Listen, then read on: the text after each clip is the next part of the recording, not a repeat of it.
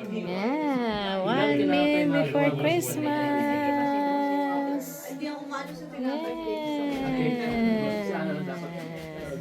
10, 9, 5, 4, 3, 2, 1. Merry Christmas! Merry Christmas! Merry Christmas!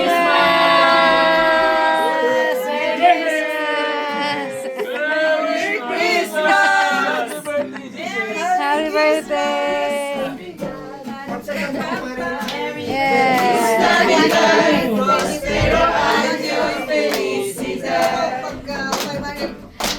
Feliz Navidad! Feliz Navidad! Feliz Navidad! Prospero año y felicidad! I wanna wish you a Merry Christmas. I wanna wish you a Merry Christmas. I wanna wish you a Merry Christmas from the bottom of my heart. Feliz Navidad. Feliz Navidad. Feliz Navidad. Prospero año y felicidad. Amen. I wanna wish you a Merry Christmas. I wanna wish you a Merry Christmas. I wanna wish you a Merry Christmas from the bottom of my heart. Wish you a Merry Christmas. I wanna wish you a Merry Christmas. I wanna wish you a Merry Christmas from the bottom of my heart. Merry Christmas!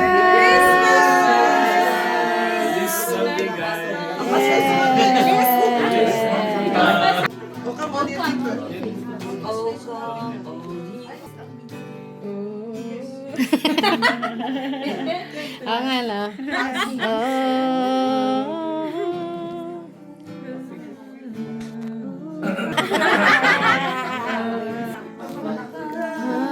Only faithful, joyful and triumphant. Oh come ye to Bethlehem.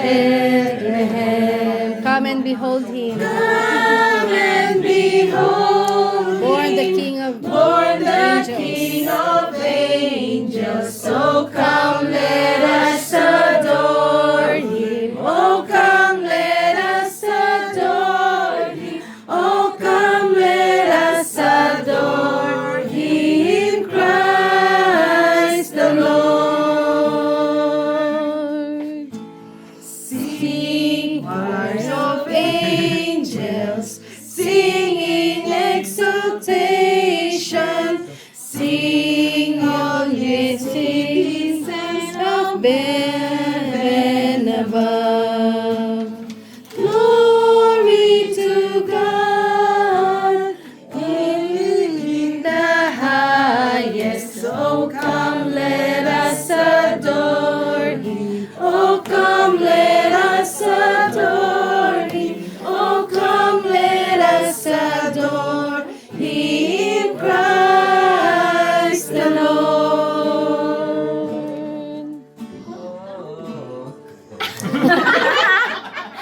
Ba't di na sinabayan?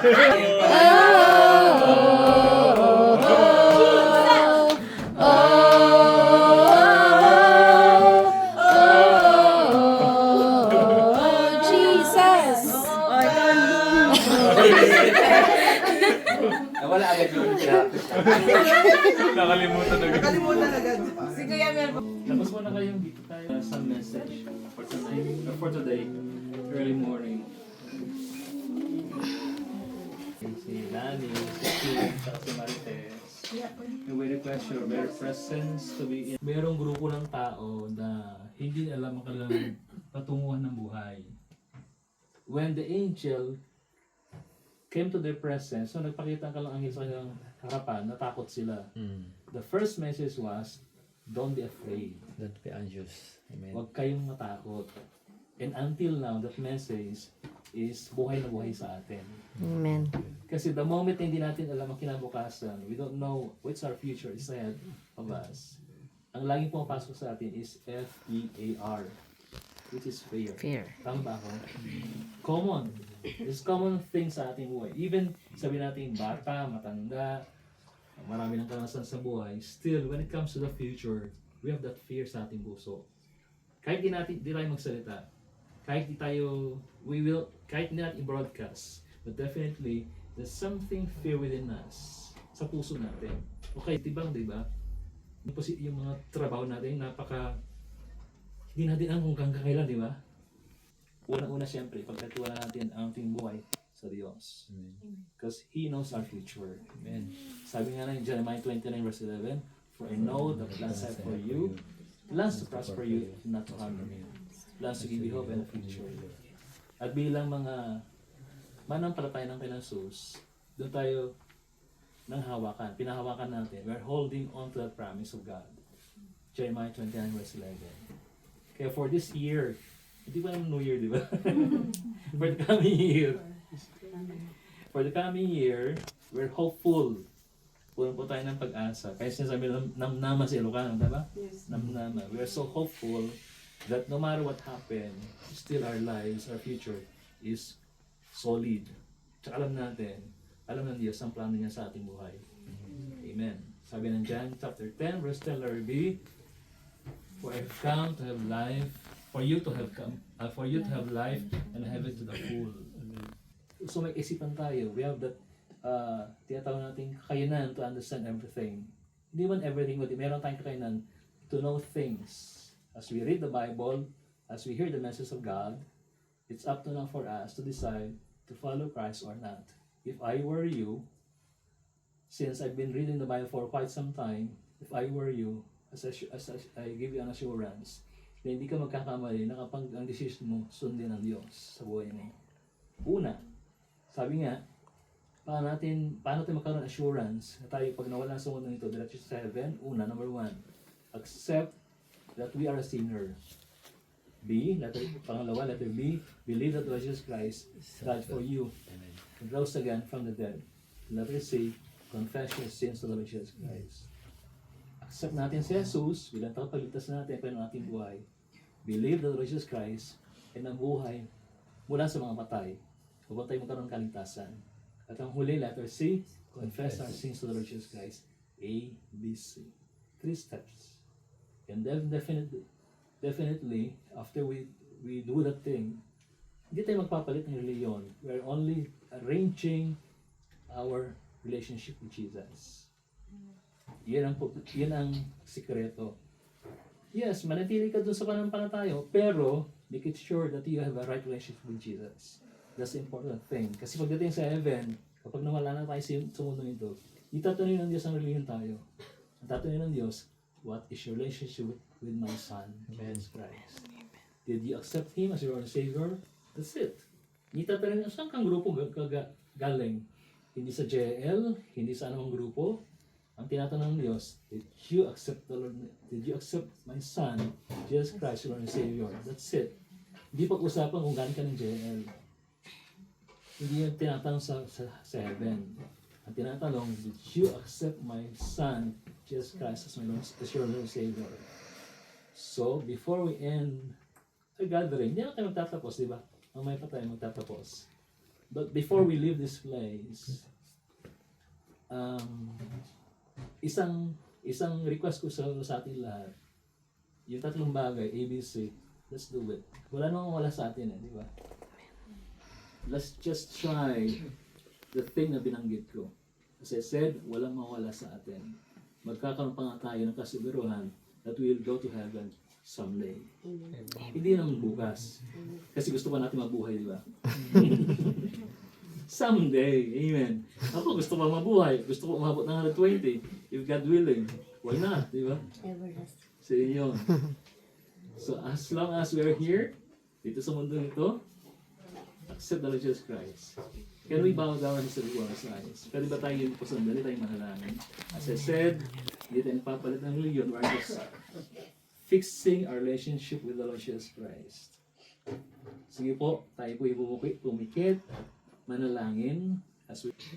Panginoong Jesus, lumalapit ako sa iyo ngayon. Nagpapakumbaba, humihingi ng tawad sa lahat ng aking kasalanan. Inaamin ko po, ako po isang taong makasalanan. At sa oras pong ito, sa aking paglapit sa iyo, patawarin mo po ako sa lahat ng aking mga kasalanan. Mula pagkabata hanggang sa kasalukuyan. At sa oras pong ito, binubuksan ko ang pinto ng aking puso. Tinatanggap kita bilang Panginoon na pagligtas ng aking buhay. Panginoon Jesus, isulat mo ang aking pangalan diyan sa aklat ng buhay sa kalangitan. Marami pong salamat sa pag-ibig mo na walang hanggan at sa kapatawaran ng aking kasalanan. Marami din pong salamat sa buhay na walang hanggan. Ito pong aking panalangin ng aking pasasalamat sa pangalang ng Jesus. Manatili po tayo sa diwa ng panalangin. Pray for you, Father in heaven. Thank you for this precious, wonderful people pinunada sa aming kalagitnaan. Indeed, hindi aksidente kami nagkatagpo sa lugar na ito. As the Bible declares in Romans 8:28, all things work together for good for those who love God and those who are called according to your purpose. And even the message of hope sa aming buhay, mayroon isang Diyos na nakakaalam na aming kinabukasan, kaya hindi kami natatakot sa kinabukasan. Hindi kami natatakot sa aming mga future, for the Lord knows our future. Because you know it already, Father God. 2,000 years ago, pinaghanda mo na aming kinabukasan. And this time, dalayan ko amang banal sa lahat nandito. Dalayan ko amang banal sa aming pananatili sa bansa ng Poland. Magkaroon kami pinoon ng stable na buhay, stable job, stable resource of income.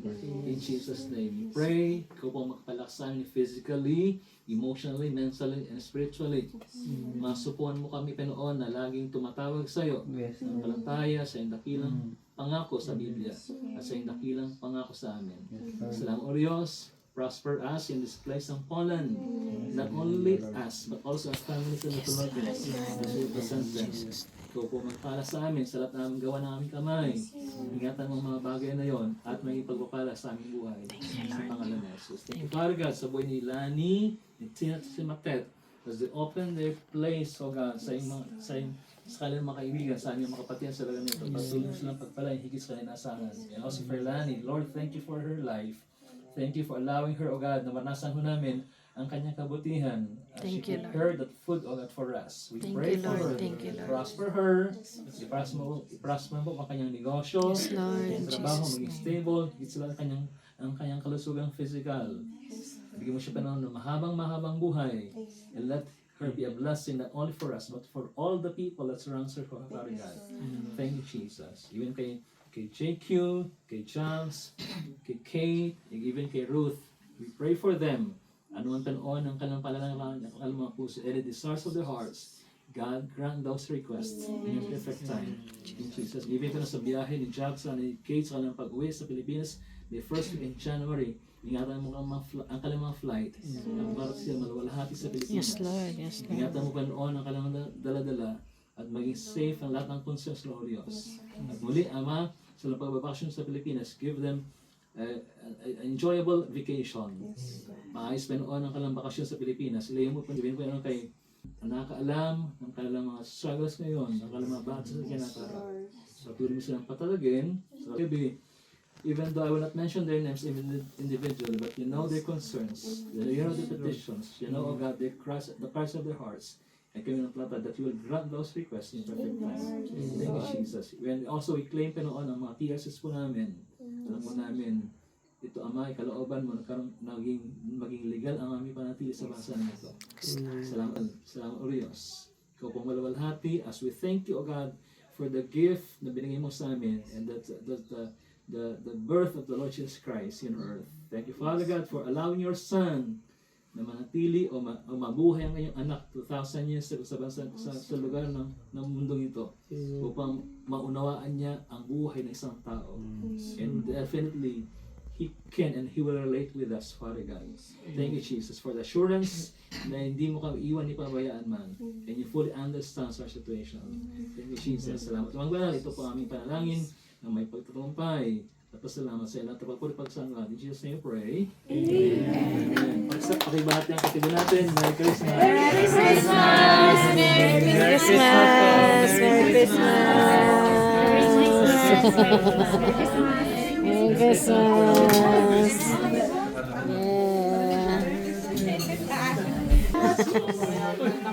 Hindi pwede beso-beso lang.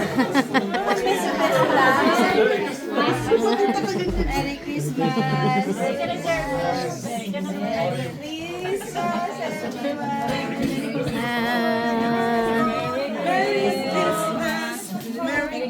Merry Christmas! Hello!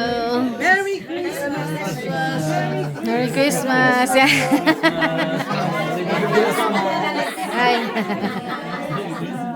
Merry Christmas, Merry Christmas!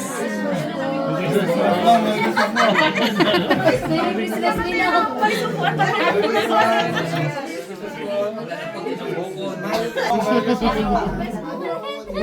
Mag-bless.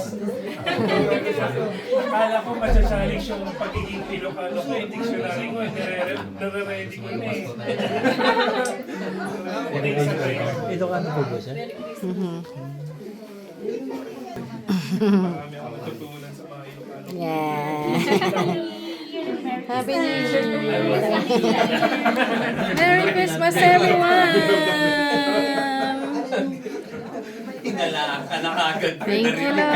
Kahit palabas na pre, narinig. Hindi maganda pakinggan niya. Pauwi na pala sila. Thank you, Lord. Naisip lang. Ayan, umalis dito.